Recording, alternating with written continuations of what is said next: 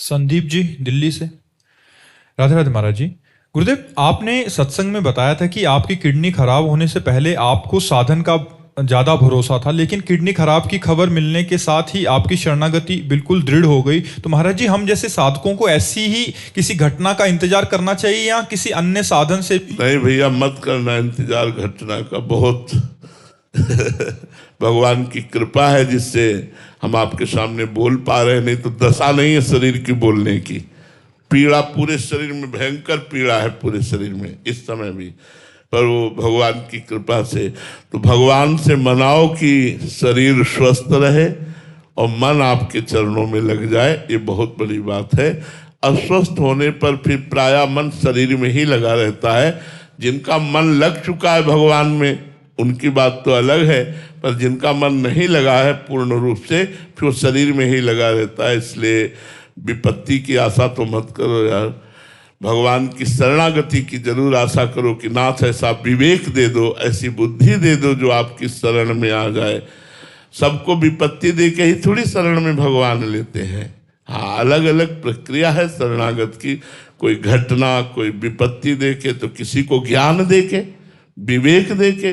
सब सुख संपत्ति है वो भगवान की शरण में है, पूर्ण रूप से उसे भगवान विवेक दे देते हैं। तो विवेक से भी तो शरणागति होती है। तो विपत्ति की मांग ना करो, दे दे तो उनका प्रसाद। जब किडनी नहीं खराब थी, चूंकि बचपन से साधनाभ्यास में लगे, तो वही साधन का भाव था कि अगर हम 6 घंटे पद्मासन में बैठते हैं तो ये हमें भगवत प्राप्ति कराएगा। कृपा का भरोसा नहीं था, कृपा शब्द से हमारा परिचय नहीं था। इंद्रियों को रोको, मन को रोको, जितेंद्रिय रहो, ब्रह्मचर्य रहो, भूखे प्यासे रहो, गर्मी सर्दी सहो, भगवान का भजन करो, ऐसा था।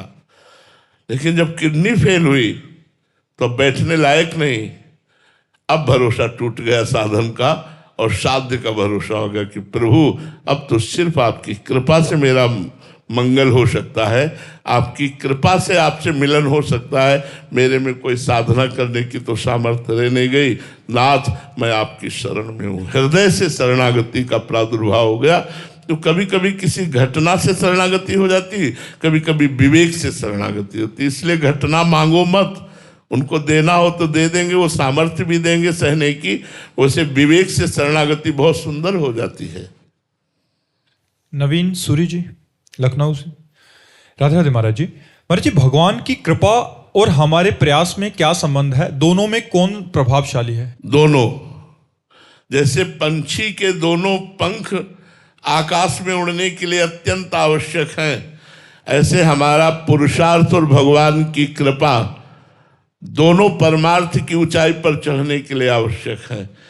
यदि हम पुरुषार्थ न करें, केवल कृपा कृपा, न नाम जप है, न कुछ भजन करें, न शास्त्र स्वाध्याय, न सत्संग, तो कुछ नहीं होने वाला।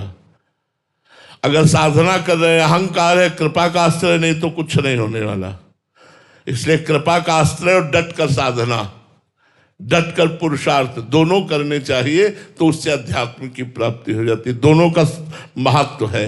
ऐसा नहीं है कि साधना का महत्व नहीं है, दोनों का महत्व है।